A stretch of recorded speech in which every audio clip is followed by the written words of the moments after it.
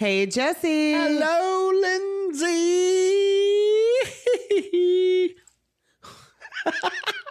What are you drinking today? I have like some vodka and some Jim Jones over here in this cup. But I'm not partaking too much because I partaked way too much earlier. Yeah. I did. I did. Well, you also have an energy drink. And Alani. Yeah. Peach. So we're fired up. Peach. We're fired up. Yes. What are you drinking over there? You got a whole ass fucking moonshine jug over here. So I have a mason jar of vodka, soda water, or sparkling water. It looks beautiful. Lime and lime Vista Bay. Lime. I love it. It is so good. The lime is very good. So Vista Bay lime, all the limes. Yes. Don't spread the limelight all over your notes over there. Pause it Lindsay. so I can clean. You can clean. No, clean while it's fucking going. Okay. Don't pause. We're not going to pause while you spill your alcohol in front of me on your beautiful notes. It didn't go on my notes. It went on the table. Okay.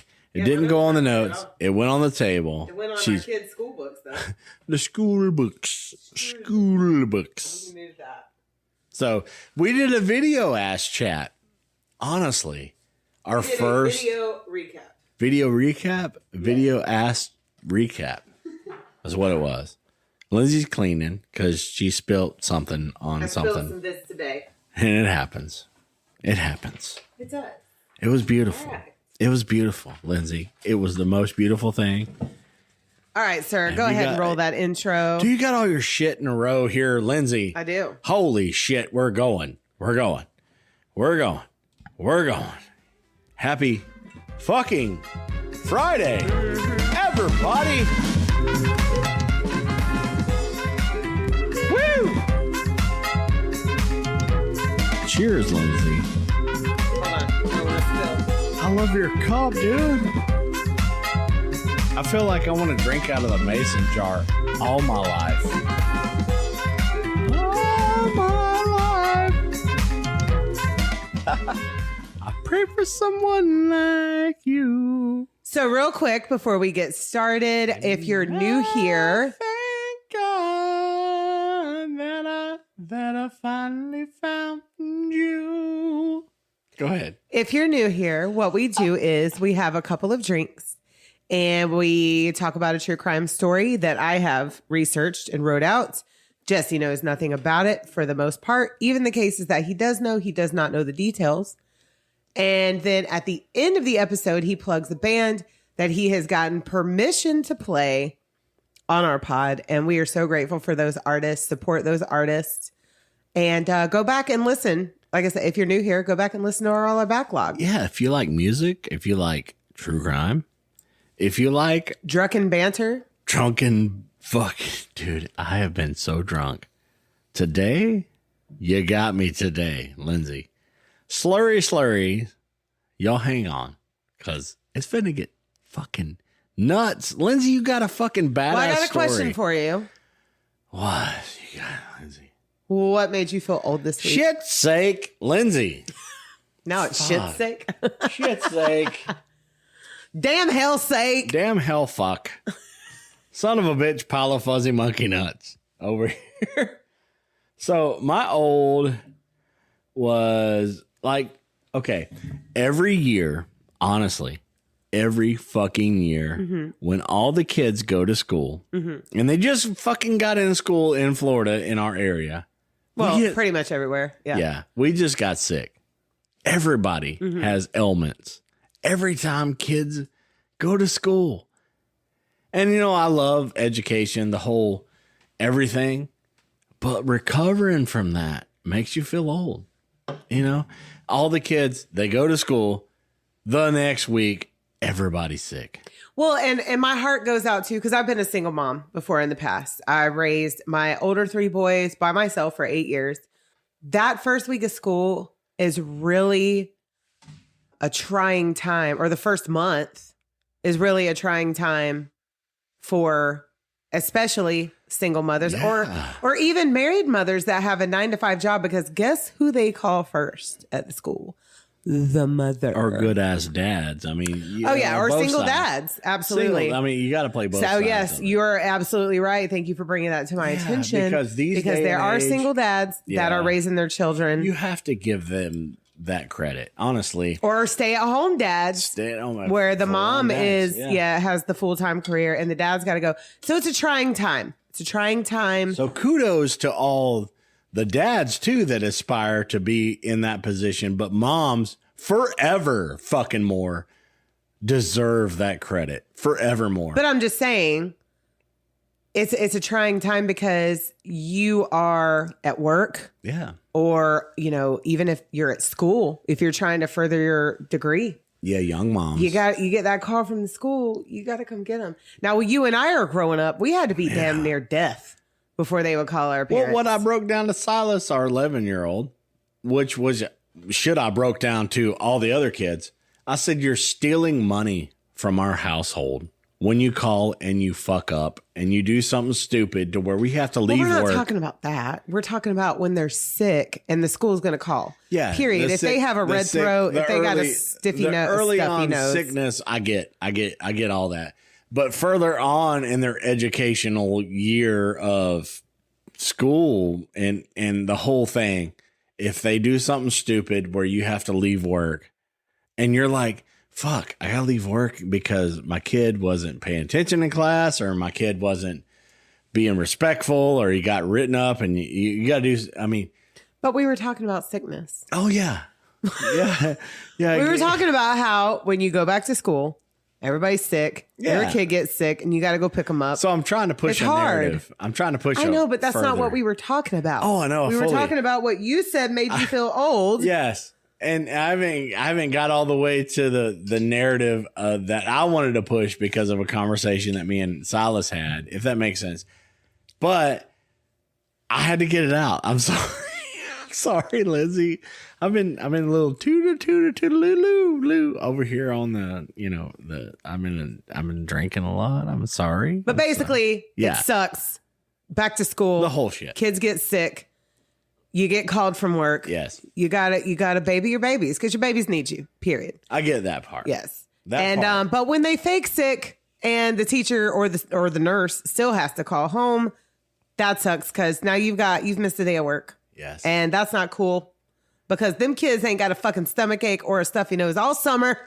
They're faking it. They're faking it. And I have to say, so this is our second year into our homeschool journey. And guess what? Silas has not had I'm sorry. He was sick one time last year. One time last that was year. Justifiable. Call your mom and daddy.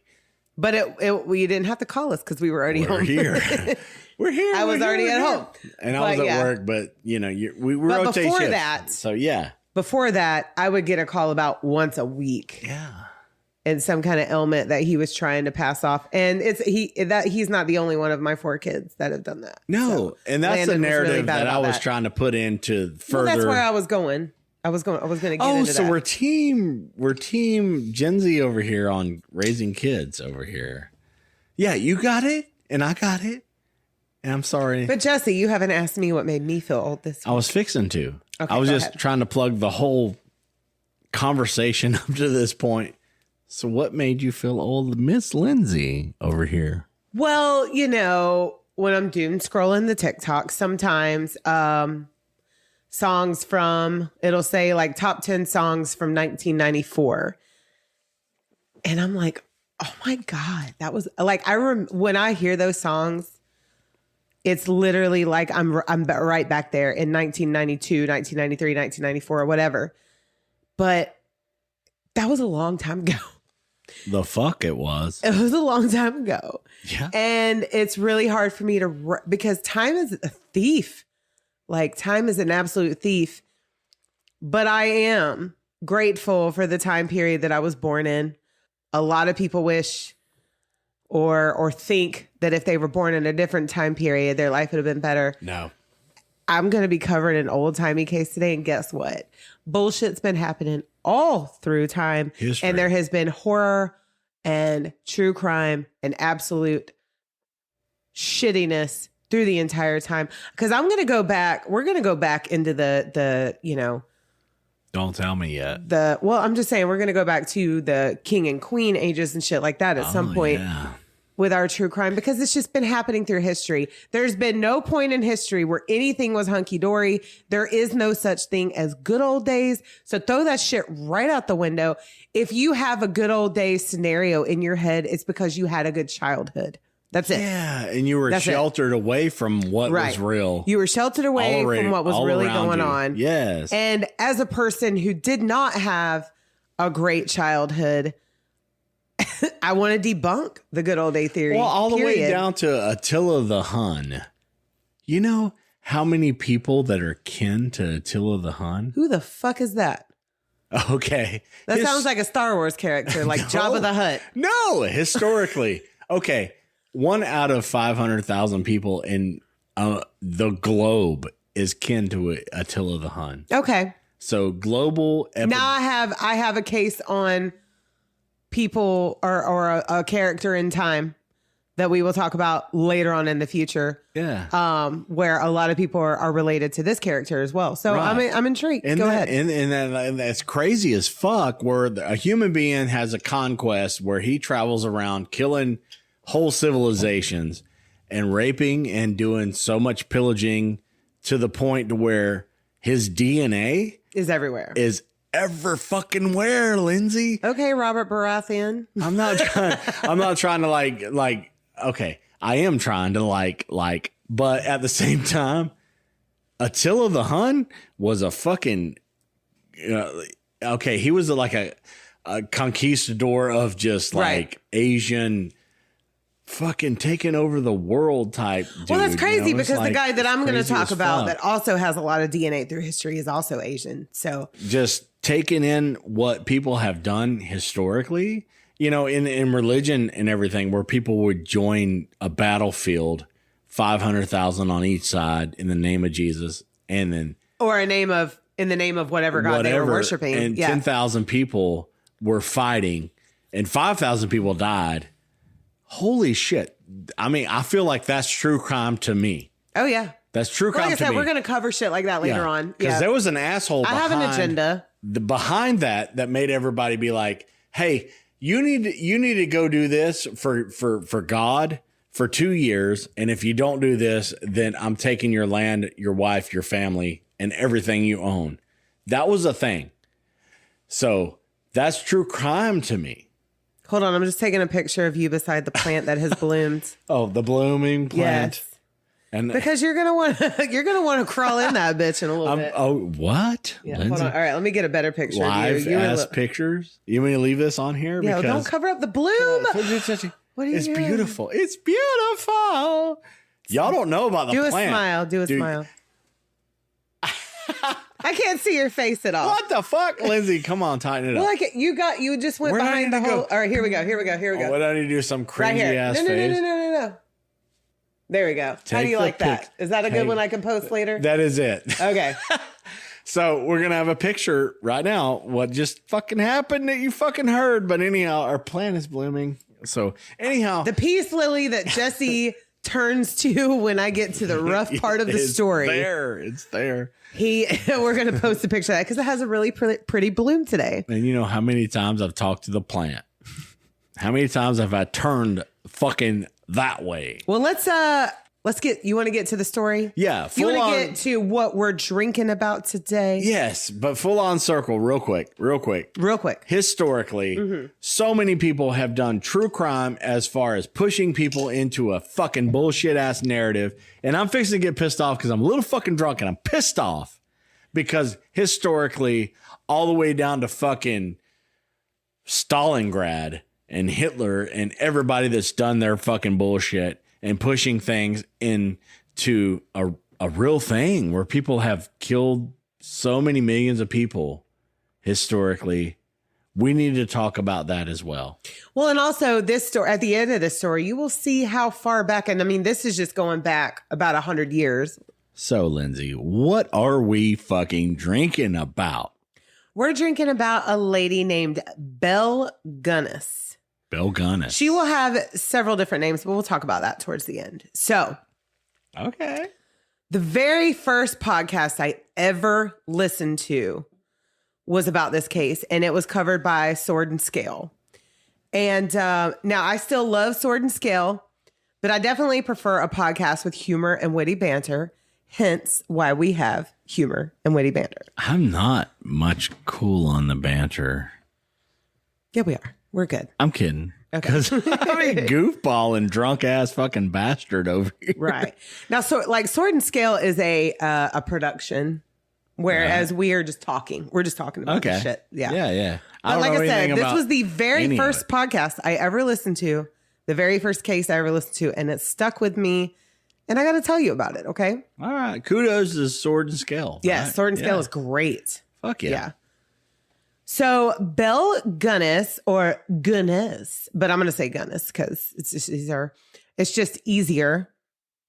She was born Bella Palstatter, or Brynhild Palstatter Storseth.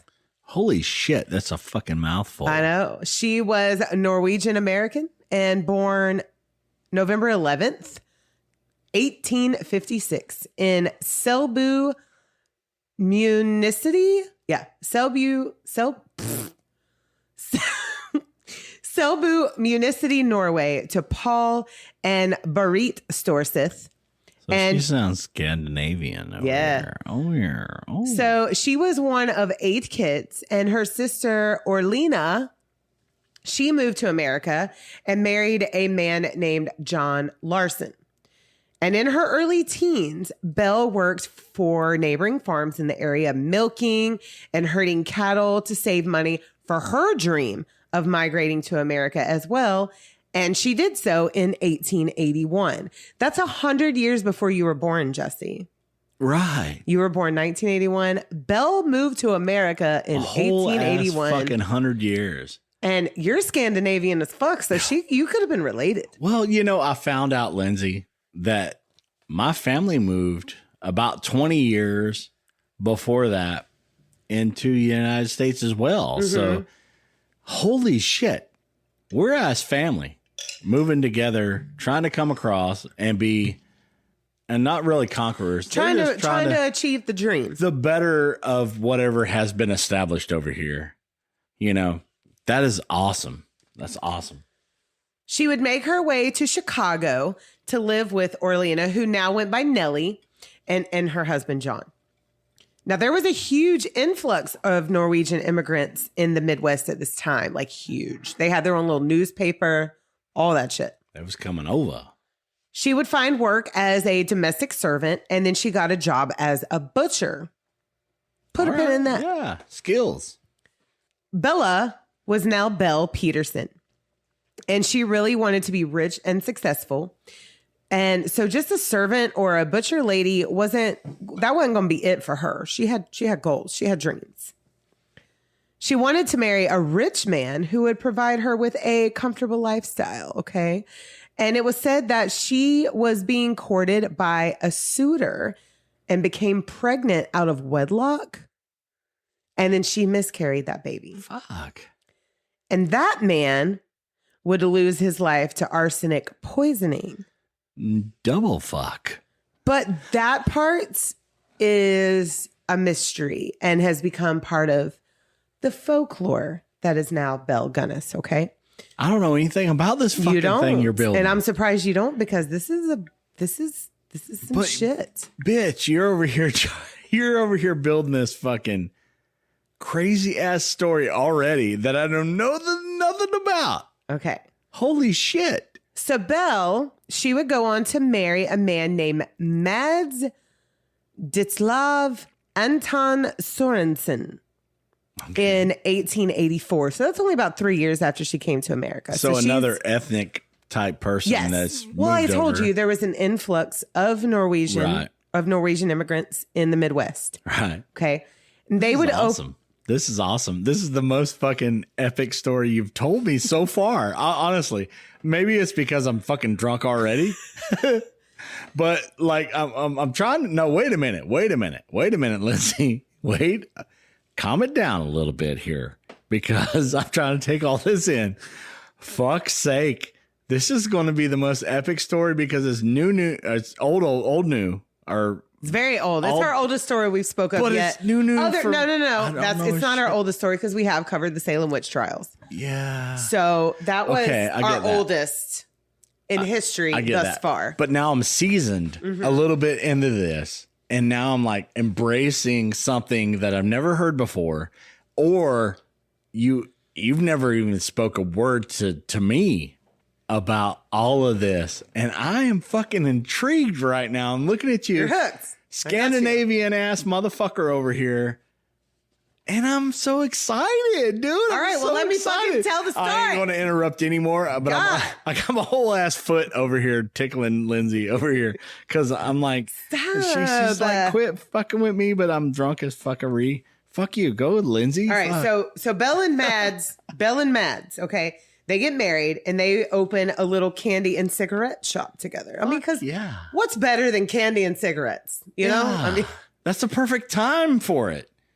And Mads had also been a night watchman, but he wasn't really what you would call rich. And the candy shop wasn't really that successful. But luckily, it was insured because about a year after opening, it burned to the ground. Fuck. Supposedly due to a kerosene explosion. No, I don't believe it. All right. Well, let me tell the story. Okay, but I don't believe it. So Belle, she wanted kids really badly. Okay. Like that was just like her goal in life. She wanted to be rich. She wanted to live comfortably and she wanted some babies. So she's new into the United States, right? Mm-hmm. And she's trying to build this whole career. Yeah. She came over in 81. We're now in 80. Well, we'll say about 90 at this point. 1890. Yeah. Okay. And I'm trying to build the whole. Let me tell the story before you build. Let me build. Okay. Thank you. No building blocks over here. I'm not being Jack Black over here. Okay. So the candy store has burned to the ground and Belle wanted kids. She wanted kids really bad and she was having trouble conceiving. And her sister Nellie, she had already had some kids at this time. And Belle like weirdly expected her just to give her one. What? Yeah, Belle was like, Nellie, can I have one of your children? You got an extra in. And Nellie was like, no, that's my child. Oh, and then Belle gets pissed off and like cuts ties with her, period. Fuck. Yeah, Belle, Nellie, sisters, no more. Okay. You're not cool. You're not cool. She ended up adopting one daughter named Jenny Olsen. And then literally mysteriously, like nobody knows how, Belle had 4 kids. Belle had 4 fucking kids. She had 2 sets of twins within 2 years after not being able to conceive for now 15 years. So we're 15 years down the road from her and Mads getting married. I'm looking at you right now. I'm like, I'm okay. She can't conceive, but she all of a sudden has 2 sets of twins within 2 years. Okay. So now she has 5 kids total. She's adopted Jenny. She's got 2 sets of twins. But unfortunately, 2 of the babies passed away before the age of 6 months because they had enlarged intestinal issues. Now, the mortality rate during this time was insane. It was. And people didn't live very long. Ugh. And babies were dying all the time. But Belle had these kids insured and she got a life insurance payout. At that time, they had some. I know, isn't that crazy? Like that still is insane to me. That in the late 1800s, early 1900s, there was life insurance. Okay, it's the perfect time to do some crazy ass fuckery. Yeah, because right now, holy shit! Like, okay, you're dumping right now. You're dumping it. 4 human beings right now. 5 human beings. She's got 5. And 2 One gone. is adopted. 2 gone. 4 that nobody knows how she came about acquiring. Right. 2 are now deceased. Right. From intestinal issues. 2 gone. Yes. And she had insurance payouts for both of those children. This is a lot to take in. I hope you get up to my energy because I am drunk energy. I know. Just listen for a little bit. I am listening. Listen for a little bit. Okay. Drunk energy. Before you pop back in? I'm not. Just listen. I'm not. Okay.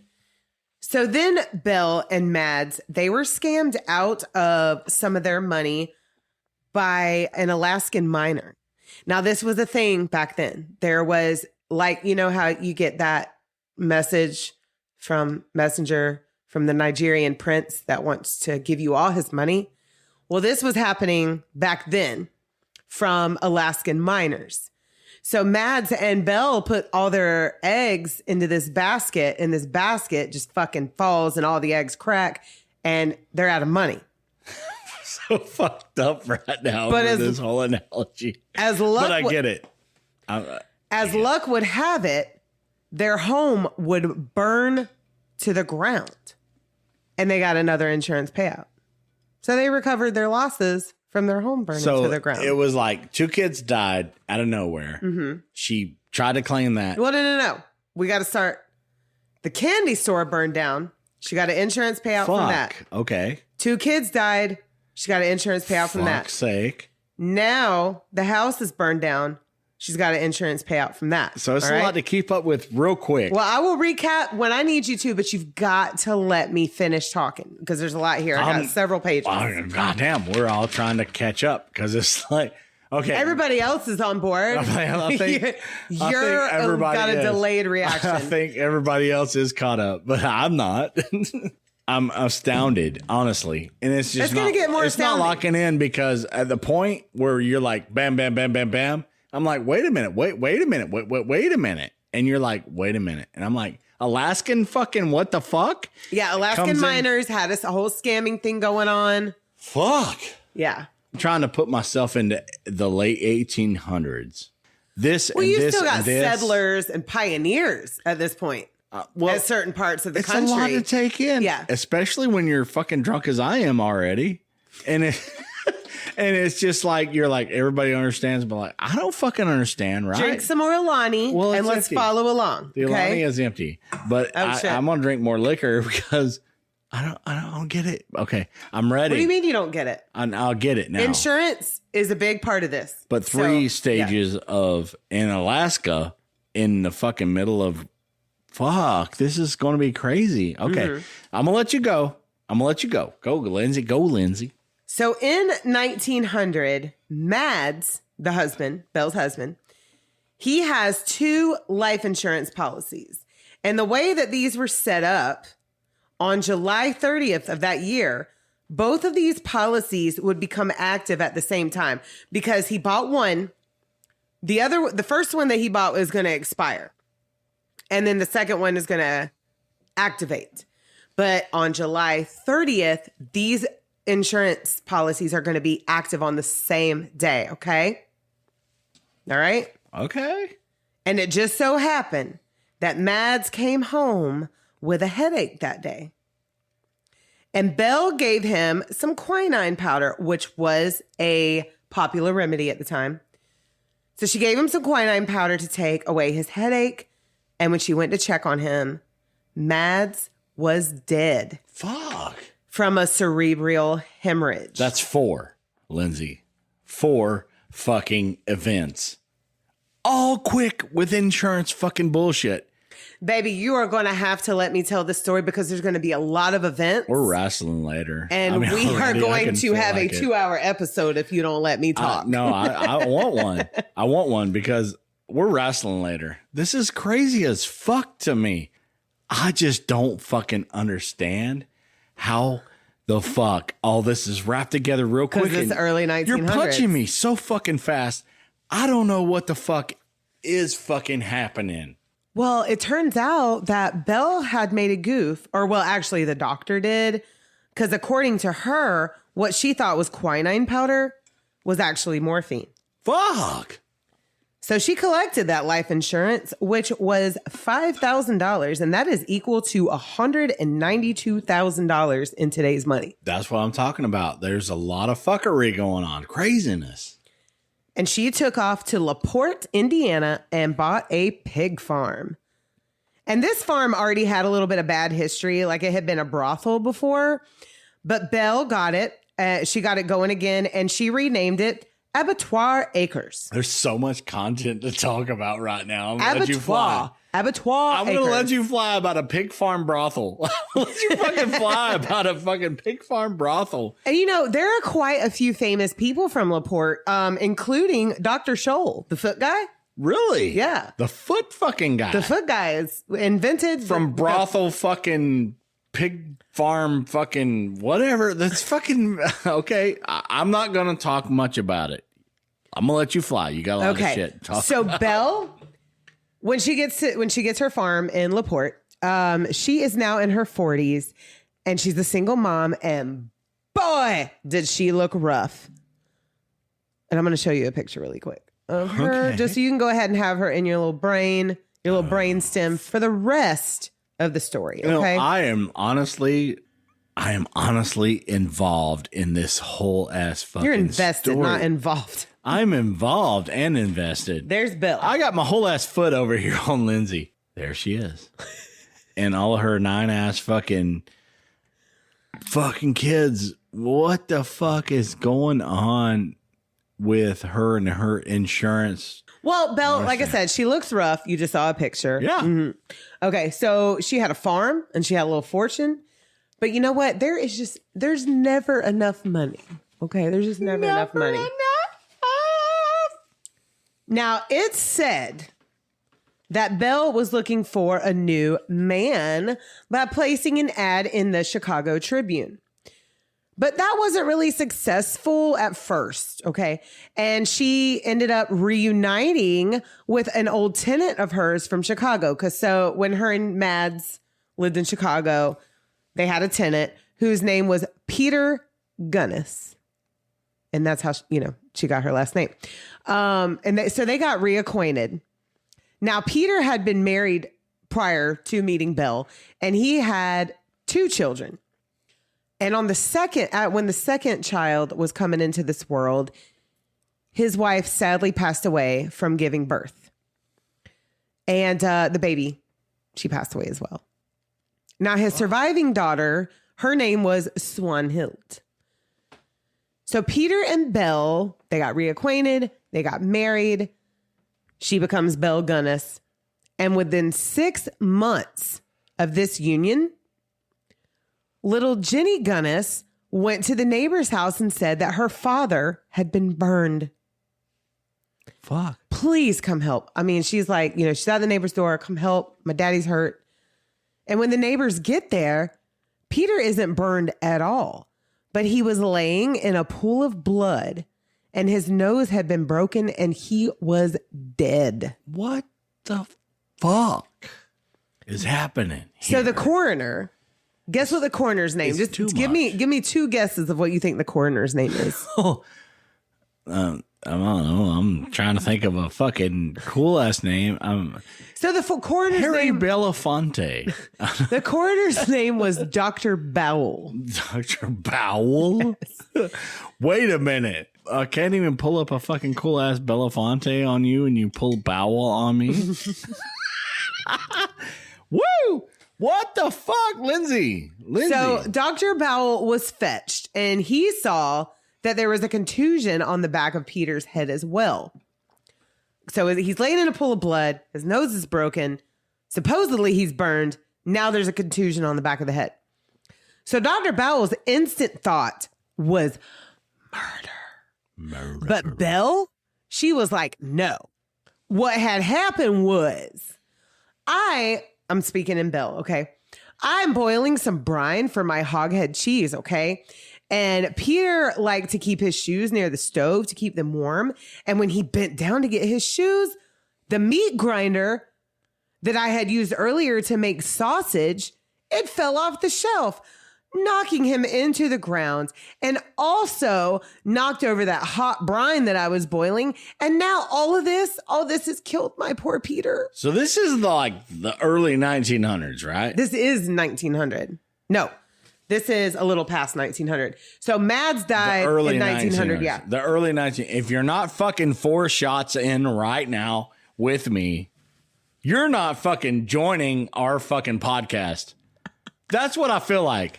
If you're not fucking 4 shots into this bullshit that she's dropping on me right now, you're not joining this podcast because I am like, holy fuckery, fuck's sake, Lindsay. And Belle, she was hysterical. Like, she put on the performance of a lifetime. Of course. And what's weird was Dr. Bowell couldn't find any evidence of burns. I'm going back to Bowell over here. But it was all trumped up to an accident. Trumped up. So now Peter is gone. And Belle had another kid? What? So it's thought because she was a stout woman, like weighing in the upper 200s, that maybe her baby bump just didn't show. And when the midwife showed up to assist her in giving birth, Belle was already, supposedly, she had already washed and dressed the baby and was doing laundry. And you know what laundry was like back in the 1900s, right? Early 1900s. Early. Like, we lived in the 1900s. We had washing machines. But the early 1900s, they were out there washboarding that shit, right? Now, the baby named Philip was just a little too big and a little too bright-eyed to be a newborn. Just a little suspicious, okay? So like an 8-month old showing up. That part we'll never know. That part's what part of her mystery. I feel like, honestly, Lindsay, me and you is going to wrestle over this one because I'm just like, how in the shit are you dropping this shit on me with this? I can't get it. You got a lot to put out. There's this big ass fucking story. Holy fucking shit. So now Peter's dead. That's the second of her husbands that have met their untimely death, okay? Fuck. She's got another baby named Philip, who's, we don't know if that was her kid or not, okay? For fuck's sake. So then Peter's brother, Gust, he came to town and he was very suspicious about his brother's death and was very concerned about the life insurance policy on him. All of that life insurance was supposed to go to Swanhild, and he was in town to make sure that happened. But Belle told Gust to come on and stay at the farm a while, help out a little bit. And he's like, well, where the fuck is my brother's money? So Belle told him that Peter had invested in some stocks, and when that matured, Swanhild would get that money, okay? But she didn't have any documentation to prove this claim whatsoever. Had none. Because you usually, I mean, even back then, you got some paperwork to prove you got some stocks. So Gust, he would stay for a couple of days, and then he vanishes with Swanhild. Like, he's out. He takes the baby. He's gone. So now Belle is a widowed single mother again, okay? But that didn't stop her. That woman could work a farm, and she would dress in men's clothing and go to livestock and farm auctions. I mean, she had that shit. She was the mother and the father. Well, okay. I mean, she came from another country. She understands the workability. She was like, I'm a man and now, yeah. Right. Yeah. And playing the whole fucking insurance scheme that's going on. Fuck. So it was said that she could lift a 200-pound hog without any issue.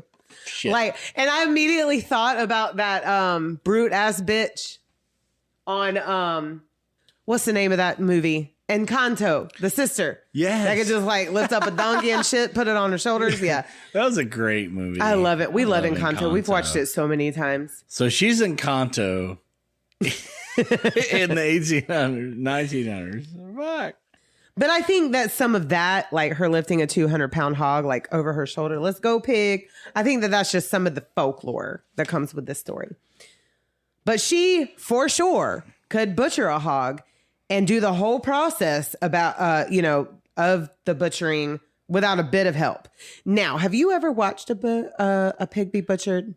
I butchered pigs. You did the whole thing. You shot it, you bled it out, you scalded it, you dehaired it. Every bit of it. I've done every bit of it. Well, the first time that I encountered this whole process, so my uncle, well, he was actually like a cousin, but he was old enough to where you would refer to him as uncle, you know?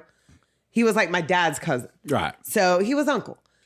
So he had that was what he did for a living. He butchered. And one morning I woke up really early. My granny lived on his property for quite some time, about a decade. And I woke up real early and I came out and I was like, what you doing, Uncle Hubert? And he was doing the whole process. And I was good. Like, I watched him shoot these pigs in the fucking head. Right. I watched him boil them, do the thing. But when he strung them up and all them guts came out, I ran into my granny's house and I puked for quite some time. And God bless my little cousins. We were raised very religious. And they were casting the demons out of me while I was puking. Yeah. You were fucking fully on and fucking enveloped in the bullshit that was going on behind you. Holy shit. Mm-hmm. Whoa. So, well, Belle, she used to be really quite friendly with the neighbors, but now they were a little scared of her. And she had some cows wander into a neighboring farm a little too often. And the head of that farm got her cows and locked them up. And when she went to retrieve them, the man said, you got to pay me $1 to get them back. So she paid the money. And then she did the exact same thing to him. But the difference was that she herded his cattle up. She was an excellent herder, okay? She herded his cattle onto her property and then was like, now you got to pay me $1. This is a full-on fucking human being that knows how to keep livestock and she knows how to work a farm. She grew up doing it. Yeah. She can work a farm. She knows everything. That was what she did growing up. Yeah. Mm-hmm. Yeah. And I know a little bit about that because I've been part of that. I've shared crop share and farm share But you ain't done no full-fledged functioning money-making farm. No. But I know how all the inner workings. And I'm gonna share some photos of the farm on our Instagram. Okay. Drink about something, okay? Watch it. In late 1904, Belle placed an ad for another farmhand / companion, and that ad was answered by Olaf Lindboe. Now they became close. Belle and Olaf, and it was said that he became her fiance.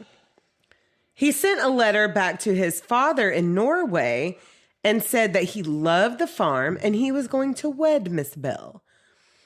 Well, when some time passed, her neighbor, Chris Christopherson. Oh, what the fuck? Not the singer. This was way before his time. Yeah. But her neighbor, his name was there. Chris Christopherson. Yeah. He received word from Belle that Olaf had taken off in the middle of plowing season and she needed some help. Well, Belle tells Chris that Olaf had gone off to the World's Fair and had never come back. So when Olaf's father wrote Belle asking about his son, Belle said he had gone west to Homestead. Olaf had brought some money with him to invest into the farm. So now Belle, she's added to her stacks. Okay. So then a man named Henry Gerholt came to help with the farm in April of 1905. Somewhere in 1905. Okay. He wrote a letter to his family saying that he loved it there. And the house was amazing. And he was being treated like he was family. So Chris Christopherson, nosy neighbor Chris, okay, he said that he saw Henry working and he would go out and about with Belle quite often. And then in August, during harvest season, Belle goes to Chris again, asking for help because Henry, he just up and quit. It's like you're building this whole thing that I am so intrigued. So then another ad was placed for poor Belle. You know, she just needs some help. No, she don't. And she wrote this. This was her ad, okay? Comely woman who owns a large farm in one of the finest districts of LaPorte County, Indiana, desires to make the acquaintance of a gentleman with a view to joining fortunes. No replies by letter will be considered unless the sender is willing to follow up with an answer with a personal visit. Triflers need not apply. Trifling bitch. That shit had me fucking dying. Triflers need not apply, bitch. Don't fly. Don't be trifling. Don't be trifling. Don't be trifling. Okay. So her mailman would say that she got several letters a day, like up to 20 a day in response to her ad. The next suitor to come was George Barry, and he showed up with $1,500 seeking partnership with Belle. Then Christian Hilgevan sold his farm and came to seek partnership with Belle.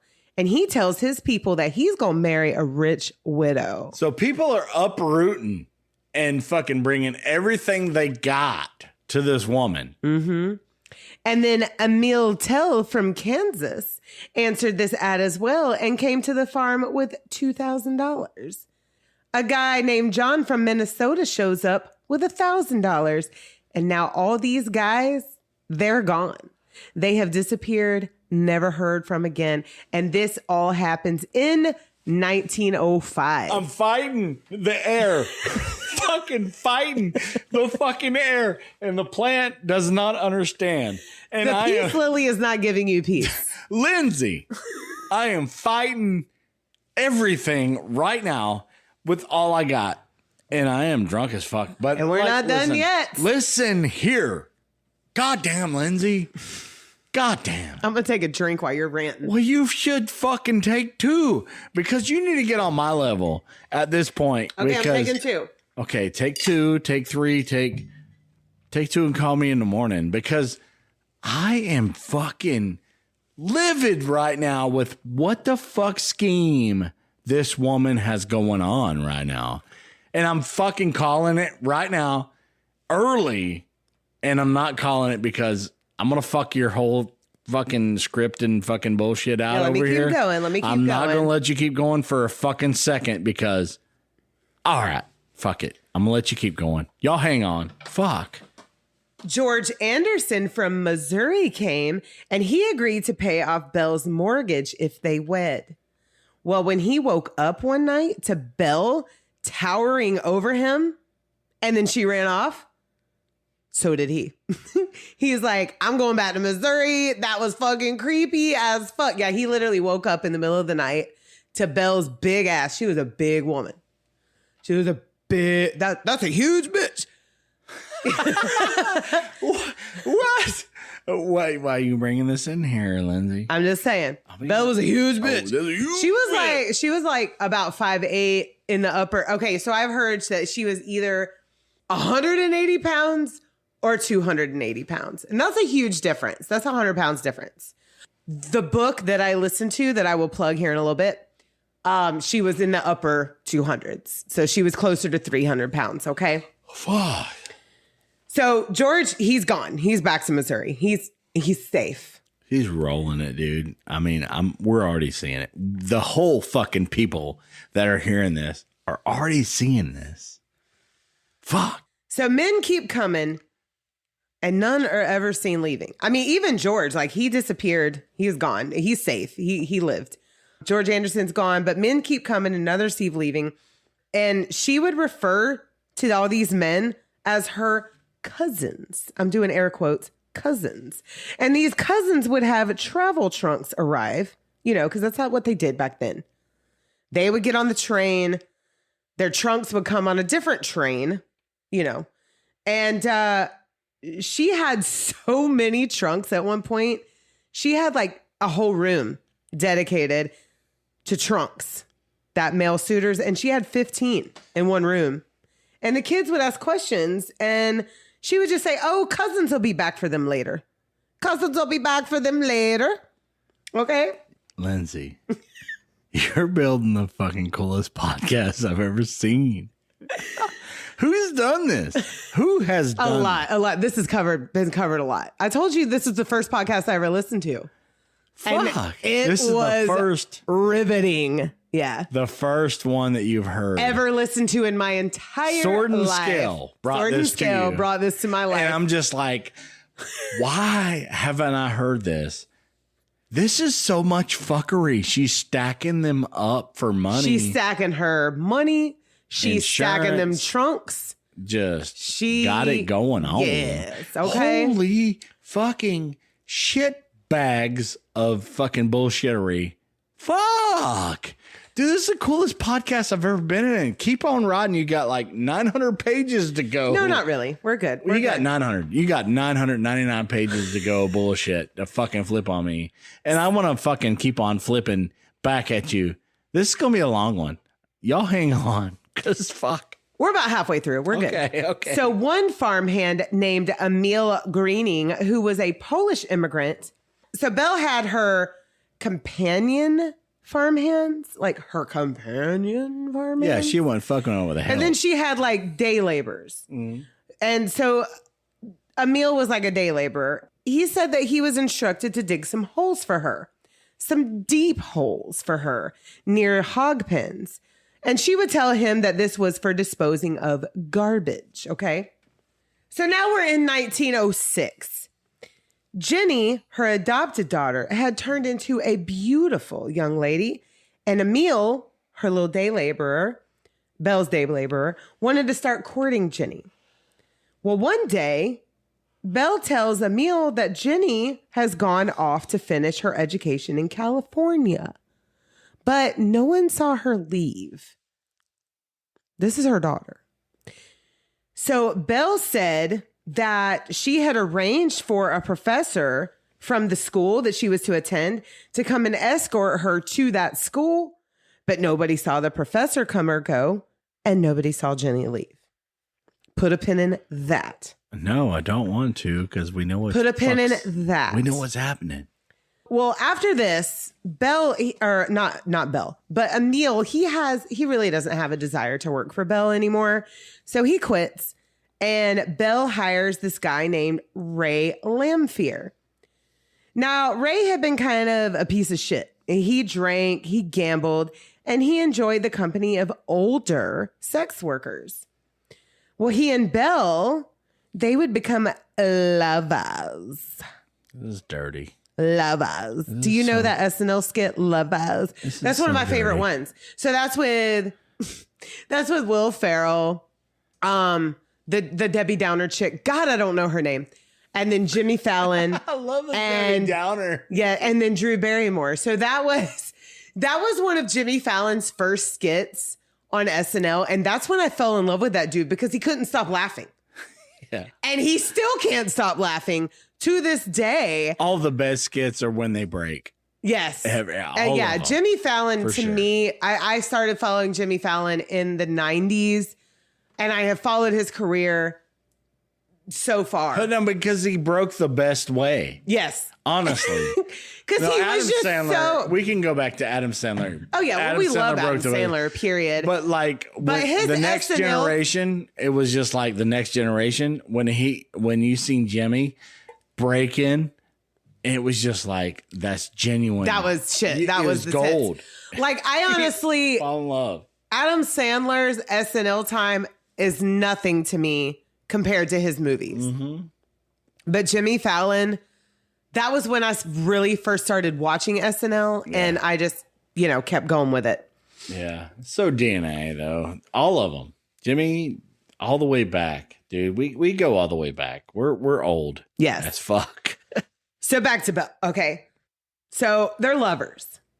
But at the same time, Belle is exchanging correspondence with another husband / farmhand / partner. His name was Andrew Helglion. Yes. And he was from Aberdeen, South Dakota, but he was also a Norwegian immigrant. Okay. So Belle, this girl, okay, she laid it on thick in these letters and correspondence. And she's trying to get this man to come to her farm. But she always made sure to tell him at the end of each letter that he should not tell anyone that he's coming. And this would be like an almost 18-month endeavor for her. Yeah, she puts in the work for Andrew. I don't know why. Because she's still getting lots of responses from other people. But she wants Andrew. Really? Yeah. So she's folding all these guys that are popping in, and they disappear. Right. They got money. They show up. She gets the money, and you don't ever hear from them fuckers again. Deuces. Fuck. So in the meantime, while she's corresponding with Andrew, an elderly widower showed up with some cash. I think his name was Ola. He showed up with some cash and he was never seen again. And when his sons figured out where he had gone to, they wrote Belle and asked where their father was. And Belle said, well, I haven't seen him.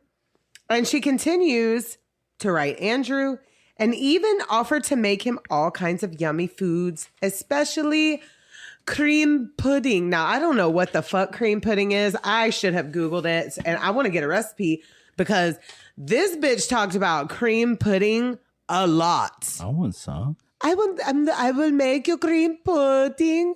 Yeah, she was.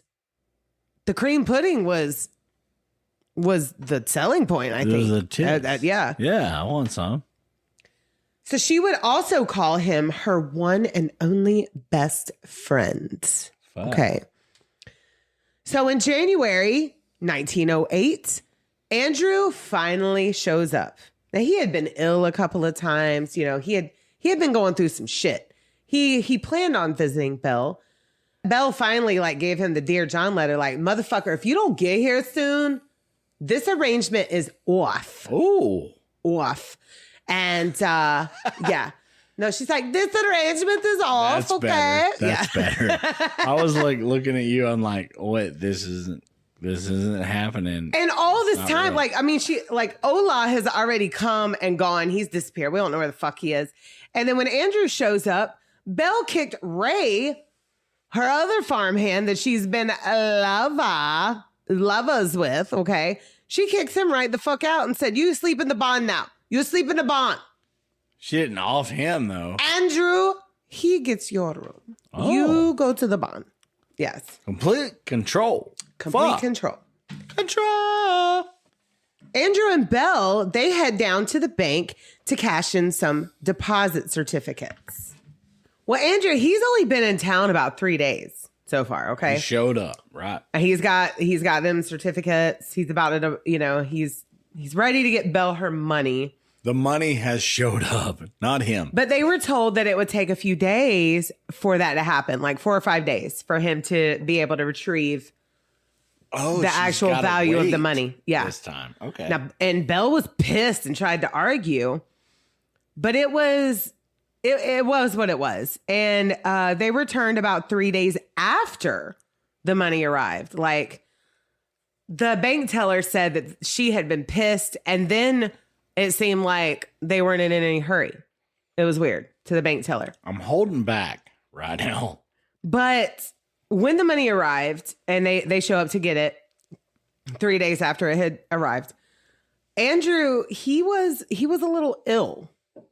Now they collected the $2,800 in 1908 money. Okay. They collected the $2,800 and went back to the farm. And Andrew, can you guess? He was never died. He was never gone. Seen whatever. Again. Yeah, whatever. The equivalent of died. He had kept true to his word, and he didn't tell anyone of his plans to come to Belle's farm. Now his brother Azul, he starts to worry about him, so he starts investigating a little bit. Fuck. And he finds all these letters from Belle. I mean, and like I said, this bitch laid it on thick. So I'm going to plug the book at the end that I listened to. And you guys, you got to listen to it because they go into detail about Belle's letters. That I could not write that all in this script. I just couldn't do it. So our whistleblower is showing up, right? Do I feel like it? Not really. All right. Somebody's showing up. Let me tell that story. Okay. God. Okay. All right. So on February 3rd, 1908, Belle and Ray, they get into a huge fight. Now, Ray was her former lover, still farmhand, but he either quits or he is fired. And Belle, she hires another hand named Joe Maxon. So Ray goes and he talks to an attorney about some unpaid wages from Belle. She gets ahead of the narrative a little bit. She says Ray is crazy. He's a menace and he is harassing and threatening me and he's stalking me. And she had him arrested about 3 times. And one of those arrests, like they psych eval him. Like Ray goes through some shit, okay? Azel, Andrew's brother, he writes to Belle inquiring about his brother's whereabouts. And Belle writes him back and said, well, I would like to know where he is too. All she knew that he was looking for his other brother, who I think was in New York somewhere doing some shit. In April, the teacher of the Gunness kids would later say that the girls had come in crying after receiving quite a beating from their mom when she caught them playing near the cellar door. So what you hiding in that cellar there, Belle? She's going by Belle, yeah. So her machine is just so fucking big that big. she can control and manipulate the whole fucking system.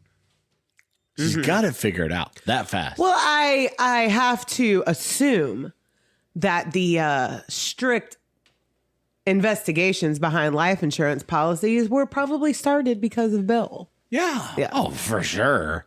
And that's where I was like, we're fighting later because I want to pull the plug on all the bullshit right off rip. And you're like, fuck you. Shut up. I want to tell my story. But because I do have a long one and I try to make it not a two-parter. Yeah, because I've got a big one to cover in September. And by the way, you guys, happy September. And this is my birthday month. Fuck yeah. I done bought you a gift already. Oh, you have? Yeah. And you're literally in the presence of it, but you don't know it. I don't know it. Yeah, and I like to be surprised. Isn't that cool? Shut the hell up. No, I'm just saying you're in the fucking room of it right and now. Backstory, Jesse likes to give away surprises really early. And I'm like, stop it. I like to be surprised. Have I not given you the best fucking birthdays ever? Oh yeah. Jesse has given me surprise birthday parties twice. 2 times. 3. No, twice. We did your 30th was amazing. That wasn't surprised though. We planned that quite a bit in advance. Yeah. Okay, we've done so many cool fucking we've done parties. some cool shit. Yeah. Soft birthday party. Yes. Super soft. You got to look up Letterkenny or you got to watch Letterkenny, find the super soft birthday because that's what I had for my 40th. And then we did another one that was just like all your friends. Everybody showed up to my favorite Mexican restaurant. It was amazing. Because it was weird too, because we had planned on a different restaurant. Yeah. And Jesse's like, babe, I've really been feeling that meal that we always get at El Patro's. Do you think we should do that for your birthday? I don't, he was like, I don't want to take away from your, but I was like, fuck yeah, bitch. I will eat at El Patro's anytime. Yes, anytime. And everybody was there. When we showed up, all my friends were there. Like I almost passed out. Yeah. Sometimes, honestly, Lindsay, I plan your birthday parties 8 months ahead of time. Is that bad? Well, don't do that because I don't want to do another big one until I'm 50. Don't do that because I'm going to do a Sally O'Malley party because I'm going to be 50. That's our next one. Yeah. That's our next big one. From here until 50. Which is years from now. Yeah, we don't need big birthdays until then. No, but I've planned your birthday parties months, half a year ahead of time. And you're the absolute tits for that. Yeah, well, in this fucking pod right now, your story is fucking the absolute tits. All right, let's get back to it. All right, come on. So Belle is still claiming that Ray is harassing her, and she's spreading that around town. And she says that she fears Ray will set fire to her house and murder her children. Okay? Are you listening? Are you paying attention? The whole time is fucking... So on April 28th, she talks to a lawyer. We're in 1908, by the way. Okay. April 28th, she talks to a lawyer and says that she fears for her life and she wants to make a will, leaving everything for her children. She then buys some candy and some cakes at the general store, along with some kerosene. Fuck. Joe Maxson says that they had a big dinner that night. And he went to bed first because he's been working all day long. You know, he's the farmhand. And I shit you not. Really? In the middle of the night, he wakes up and the house is on fire. And I set fire to the rain. Watch it burn. Okay, go ahead. So Joe, he tries to get out of his room, but the fire is too thick and it's too dense. The roof is starting to collapse. So he jumps from the second story window and he runs, like he jumps down from second story window and runs into town. But it was too late. What? Fuck. There was nothing left but brick walls, ash and soot, and the bodies of 3 children, Myrtle, Lucy, and Philip, all in their beds, and a woman. And the woman, who was assumed to be Belle, of course, her head was gone. So Sheriff Schmutzer, he was called immediately, and he went off to find Ray Lamphere because this was exactly what Belle was saying that he was going to do. One guy said that he had been watching the fire from the road and said that he saw Ray run away from the house. But Ray actually, in fact, had an alibi. He was in the comfort and company of an elderly Black woman that night, which actually made him seem more guilty at that time because, you know, for it's early 1900s. For fuck's sake. Yeah. Right. So he was arrested and charged with arson and murder. Well, volunteers in the area, they wanted to search for Belle's head because why the fuck was her head cut off? Right. And neighbors would say that the body was too small to be Belle's. Ooh. This was the body of a woman who was 5'2" and about 150 pounds, whereas Belle was 5'7" to 5'8" and weighed about 200 pounds to 300 pounds. It was reported that the body in question contained lethal doses of strychnine. Fuck. Of course. Well, they would never find Belle's head. Belle done dipped. But guess what they would find? Okay, I'm ready. The murdered and dismembered bodies of Andrew Helglian, Jenny Olson. We're fighting. 2 unidentified children, and many, many more. Full on leg wrestling later. There were so many bodies that Belle's carriage house became a makeshift morgue. Oh my God. Many of these bodies, or body parts, we'll say, had been wrapped in burlap sacks when they were they had been buried for so long that their flesh had become like jelly. The amount of bodies total discovered is not really known, but it is said to have been 12. And it is believed that Belle had about 40 victims. Lindsay. 40. I've gone to the plant.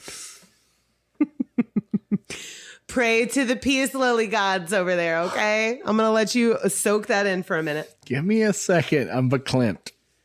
I'm verklempt. I'm over here talking about like 7, 8 motherfuckers. And you done pulled out a whole ass fucking pile of motherfuckers. And we don't need all these motherfuckers. And they done died up in this motherfucker. And this is a horrific ass motherfucker up in your motherfucking fucking fucker. Lindsay, are you kidding me right now? Absolutely not. This really fucking happened. This really fucking happened. In this motherfucker. I'm sorry, Samuel ass fucking motherfucking Jackson in this motherfucker. But motherfucker. So this obviously made headlines everywhere. And the story of Hell's Belle, the Black Widow of the Midwest, the Butcher of Men, the Lady Bluebeard, or Hell's Princess spread like wildfire. And Hell's Princess is the name of the audiobook that I listened to about this case. But what about AC/DC? Hell's Belle. That they were talking about fucking Belle Gunness. Are you fucking kidding me? I really don't know. I don't know. But what I mean, we need to go into that. Has fucking a song called Hell's Belle. Yes, they do. Are you fucking kidding me right now? This is the fucking most horrific thing so far. No, honestly, body count, everything count. Hold on, let me get there. You ain't there yet? I ain't there yet. I got to keep going. I'm torn to the plant over here. You see me? I'm looking at over here. And our peace lily has bloomed over here, by the way. Beautiful. Well, we've already talked about that. Okay, I'm getting over here. So Ray, he would go on to be tried for the arson and the murders, but would only be convicted for the arson. The bodies that were recovered were said to have been murdered and dismembered with absolute rage, Jesse. She didn't got them. Most of them had defensive wounds. And after they had been chopped up, it was said that the bones and the boned end pieces had been hammered down. She just kept on fucking going, didn't she? Mm-hmm. I'm saying she. I don't know. But like, I feel like full on she. It was she. It was she. It was she. It was she. It was a whole bill. This is a whole lot. Okay, I'm going back to the plant. I need a plant, dude. I need a plant. Robert. Well, there was definitely speculation and now legend that Belle killed her whole family and got away. There have been recording sightings of her throughout history, and one woman was even arrested on suspicion of her being Belle, but it was found that she wasn't. Now, Belle's farm, that became quite the attraction for some time after this. Admission was charged. Popcorn, candy, ice cream, and cake, they were served to spectators. For her fucking farm of the shit that's fucking gone down. Wait. People were having picnics with their families at this murder farm, and people would take dirt from the grave sites as souvenirs. Fuck. What the fuck? No, like, okay. You're pulling in Belle, the name Belle. There's a Tennessee Belle that we need to pull in later on. Okay. The Bell Witch Caves. Have you heard about that? No, I'll dig into it though. Okay. Y'all need to check that shit out. About a witch that had a cave that did her whole thing in Tennessee, the whole Bell Witch Cave thing, right? I think it was Tennessee. I may be wrong. Maybe later on we'll do that. But the Belle fucking name is just in my soul.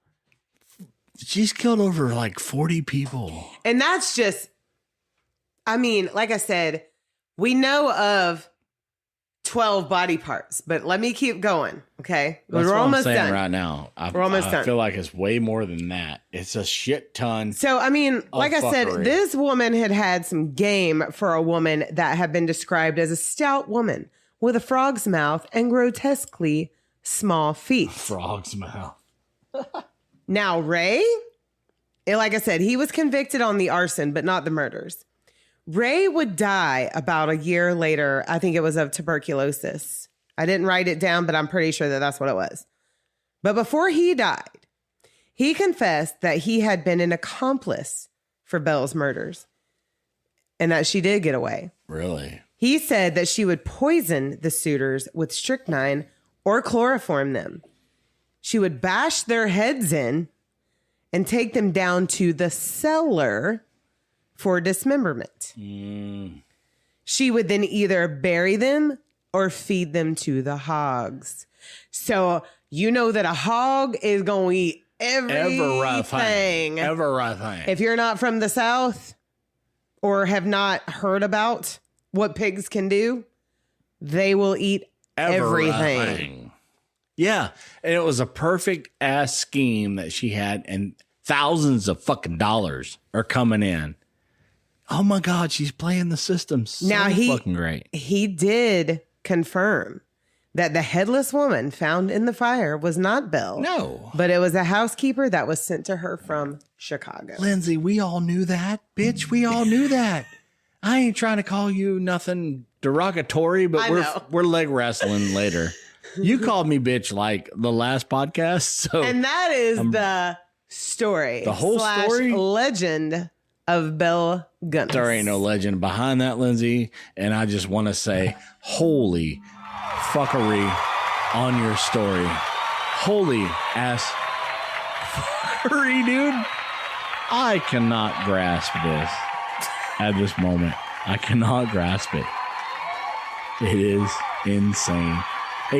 Early 1900s. Well, I mean, it is believed that it started in the late 1800s because, like I said, she was impregnated out of wedlock and that guy died from arsenic poisoning. It was just complete fucking So we don't know. scams. There's certain things we'll never know because, we don't have what we have now. Scams on top of scams, and she knew. Now, how to later get money. on in recent years, her DNA was tested because there was a jawbone found in the rubble, and her dentist confirmed that work that was done on that jawbone was some of his work. Why haven't I heard this? But recent year, DNA testing has been done, and there's still no conclusion that was Belle. This woman grabbed all her shit and dipped the fuck out. Yeah, that's what I mean, she had like the equivalent of $6 million saved Hang on, in wait a today's minute. money. Wait a fucking minute. So she grabbed all this money, killed every fucking body, Everybody, and dipped out of the hog farm. including her kids. Now, Yeah. a lot of people wondered why the fuck were you killed Jenny? Well, it was speculated that, Jenny had become quite the beautiful young woman. Yeah. And it was either said that either Jenny knew too much or she was now competition for Belle's suitors. Oh. Yeah. So the crazy spin on all of this is the deep-seated fucking parts that are all played into all of this that's happening. So many moving parts, so much debauchery, and she's just like constantly bringing in suitors and fucking them up. Constantly. Taking their fucking money, taking them out. Fuck, Lindsay, this is... putting them in either the holes that she had dug How by would her you- farmhands or the hogs. How would you think that this was a real thing in the early 1900s at a fucking pig farm from an immigrant or migrant, whatever. Immigrant, yes. Immigrant Migrant, that yeah. came in and created something coming up, full on American fucking dream, and just fucking played the system at the same time. I mean, she had early. game. They said that she purred like a kitten in the bedroom. Oh, I bet she did. Row, row, row. Kitty. But like, fuck, dude. And like I said, I'm gonna post pictures of Belle in our story. So make sure you follow us on Instagram, Yeah. Drink About Something, and on our website, drinkaboutSomething.site. Our socials, Jesse Stambaugh, Lindsay Stambaugh. See the plant that Lindsay Yes, has I me will be- turning to over here? It's beautiful today. It has been blooming, and I love it. And if you notice in the background, I've got one of the grandbabies that stayed the night last night, they jerked on our grandbaby snake plant. Yeah. So we've got it propped up with a straw and It's a hair a snake clip. plant that is our grandchild. Yeah. That's what makes sense. Yes. Yes.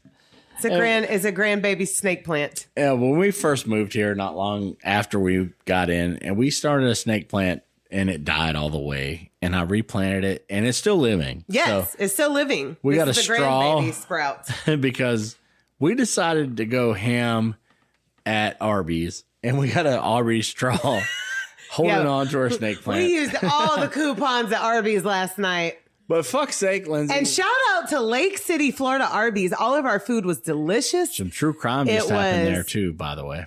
What? Oh, yes, it shooting. did. Yeah, yes, shooting it did. at our That Arby's. had a shooting For not too long fuck's ago. sake.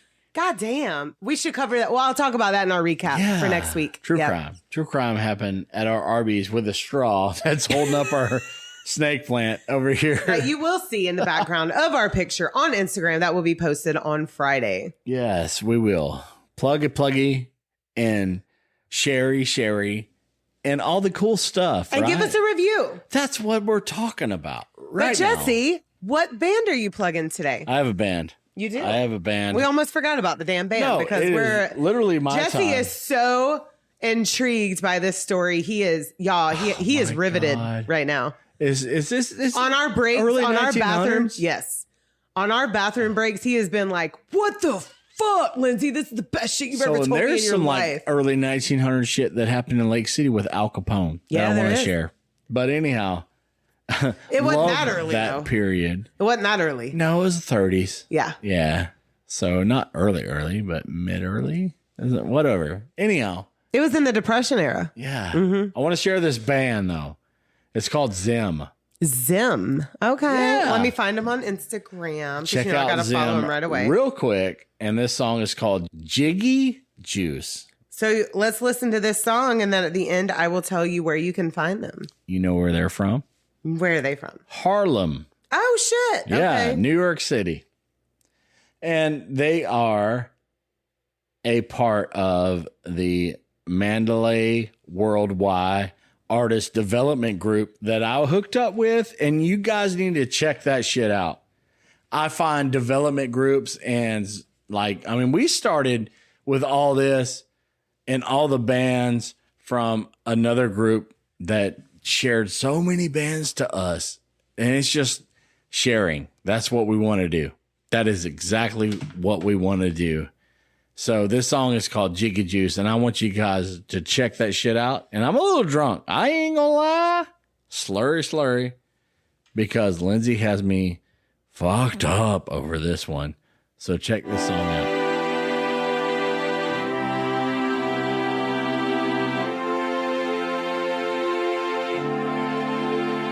Maggie's like butter, and I'm gliding on pavement, smooth out, but the ridges got faded. One day I'm gonna amaze them, but the time go fast, but I gotta get home before the lights go out. Give a seat before the sun dies down. What I was born with is all I got right now. The richest man ain't the richest man. Come fuck with me, I got a master plan. It's gun clapping and don't need no hands. Don't really need a gang up on my Wu-Tang clan. Was only gone for a second, shit started getting hectic. Wrong bed, so I left it.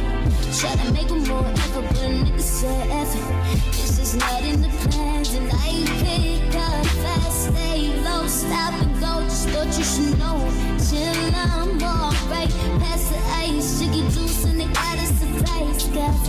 Bitches ain't good like me, catch a hit like me, want the thrill like me, and I'll be here forever.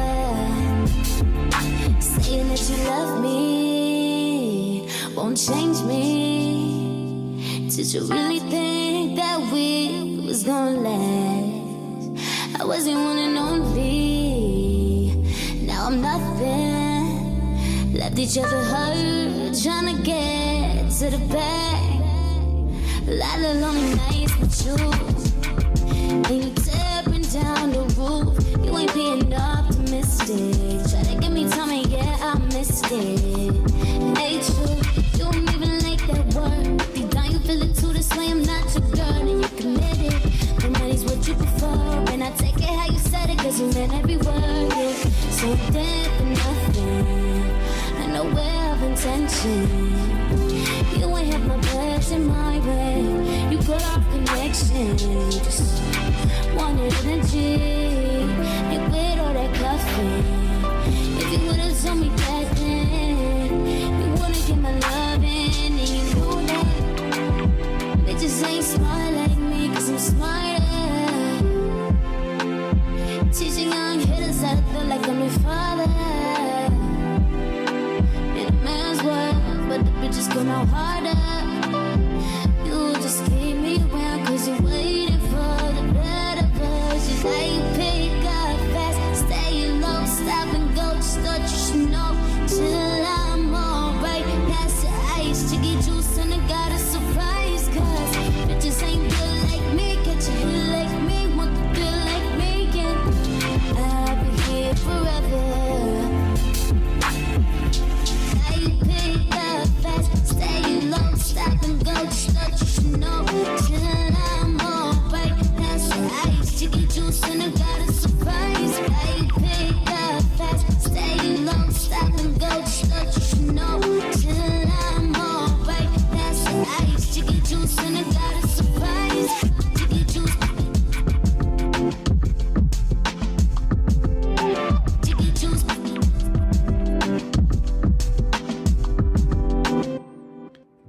the epitome of what we are about, Lindsay.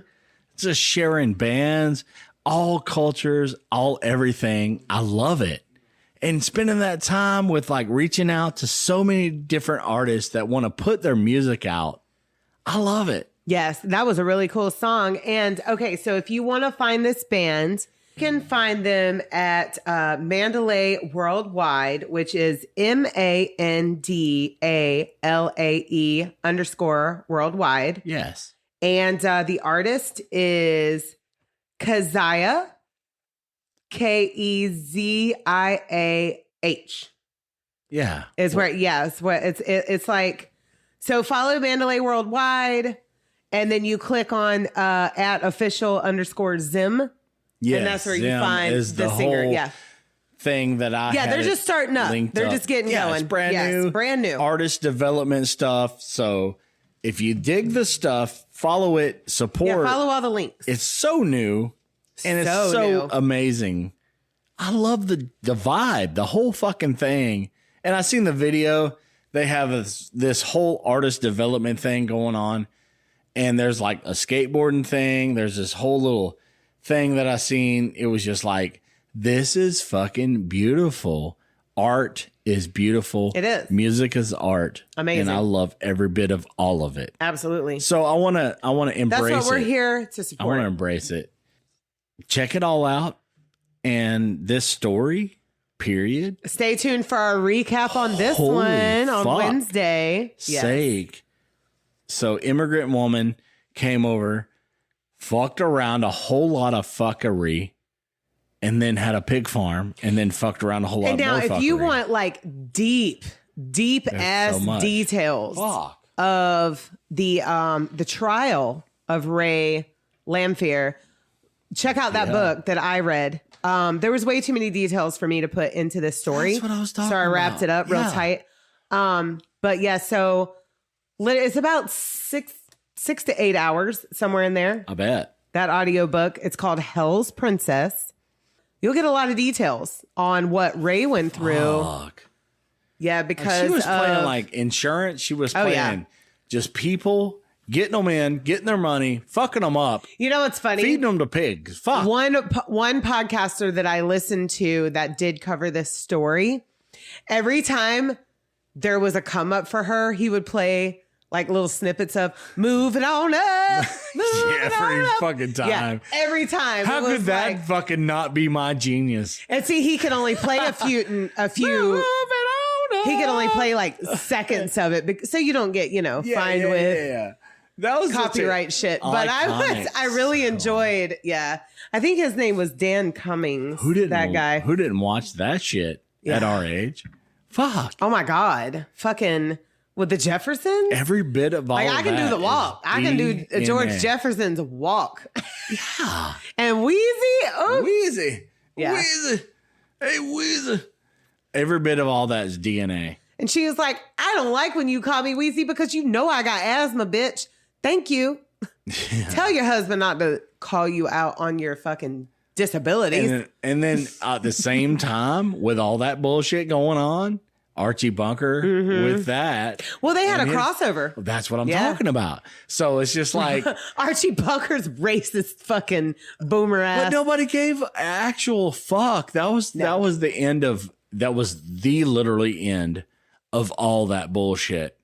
Was that time? But okay, so I love All in the Family, which Yeah. is Archie Bunker yeah, and Edith and all that shit. yeah. But I really love his role, which is what I grew up watching, was In the Heat of the Night. That was some For true crime. sure. Like this True was crime. like honestly the 90s This is where TV Lindsay shows started right is here. where it started. This I is had her start. Rescue 911. I had Unsolved Mysteries with Robert Schacht.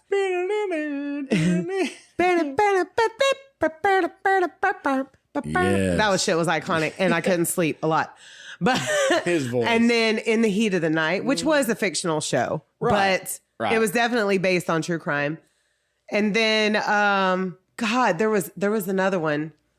I think everybody started What else with did I watch? with but that was Unsolved Mysteries. I think everybody. Well, anybody that here- was that watched TV in the 90s. Period. Whether you being an adult, because me and my dad watched that shit together. So And he's a boomer. My dad's a boomer. Yeah. And, I'm a millennial. I'm an elder millennial. No, this was part of it. So if you're post unsolved mysteries, let us know. Oh, yeah. That's why this shit's a big deal now. That's why true crime's a big deal. It is. Post unsolved mystery people that are listening to our fucking podcast. Well, because I want to hear it. Wasn't covered as widely. Like everybody wants to, like I said, I'm here to debunk the good old days. Like there's no such thing. No, period. There's no such thing. No. Like I said, if you had good old days, that means you had a great childhood. She dove back to the fucking early 1900s, late 1800s.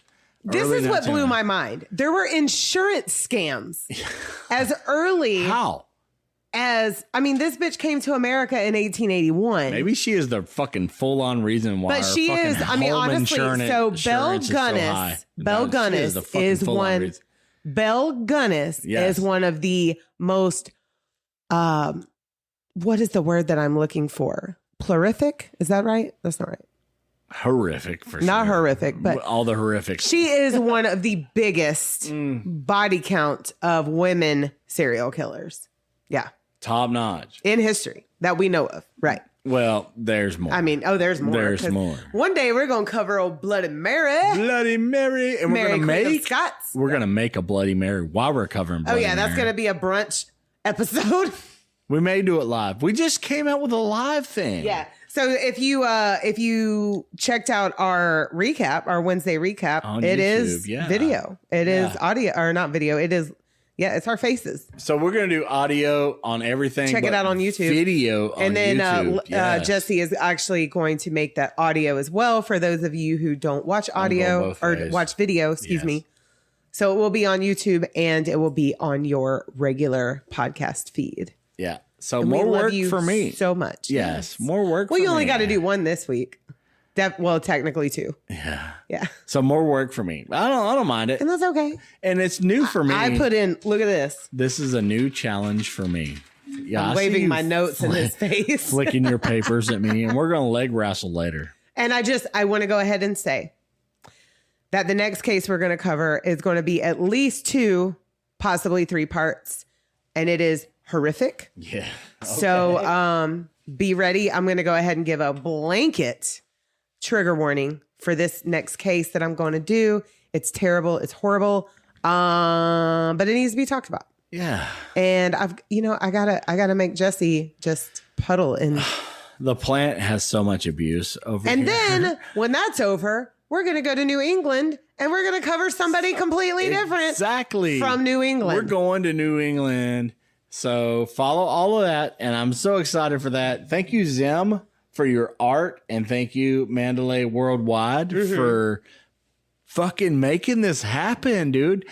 All of you that are trying to put out music, hit us up. Absolutely. We are here to support. We love music. Period. It is the best art to Period. us. I love pictures. I love paintings. I love everything that is artwork, but music, as far as a art form, baby, it's the best. Speaking of which, I did discover a museum of bad art that I would really love to visit while we're in Boston. I know. So follow me on TikTok so you can stay tuned for that coverage. And a little bit more so we leave out on that journey for New England on September 26th.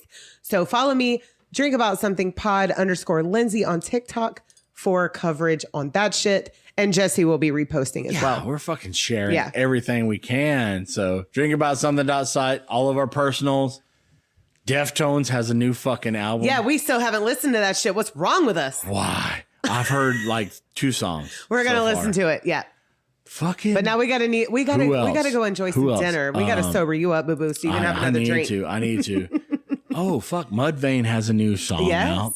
There's so much new shit coming Lorna out. Shore has new songs out that I'm completely fucking digging. And Alex is over there doing his shit over there at Slaughter to Reveal every fucking week. All new crazy ass fucking covers and crazy ass songs. Everything, and I don't have it off the top of my head, but I did discover a new band, a new deathcore band that I really love, and I will plug that in our recap. Yeah. We're gonna hit them up, see if we can get them on this podcast, right? Yes. Love you, Zim. Love all the bands that we do. Check out all the bands. We're gonna have a recap on our 50th, coming up. There's so much cool shit coming. So stay tuned. Yes. Share with all your friends and like, subscribe, the whole fucking thing. And definitely review us so we can get into the algorithm. Yeah. And there's a joke that I told way back. I want to send you some merch. So if you want to follow that and find the joke that I've been talking about, I'm going to send you some merch. Dude, And the Adam Sandler, the Happy Gilmore. Yeah, the count on all the flasks. On all the flasks. Yes, and Happy Gilmore too. Don't cheat. I Keep want to going. know the fucking full on count of how many flasks. Flood us with your emails and DMs. We want it. We want it. Yes. I want to send you merch. I want to send you merch. Yes. We want to send you merch. Speaking of merch, we just purchased from Big Steppin and Jennifer Turpin this week. Yes. And Big Steppin', we're which going to comes with post an pictures. autograph. Yep. Holy fuck, dude.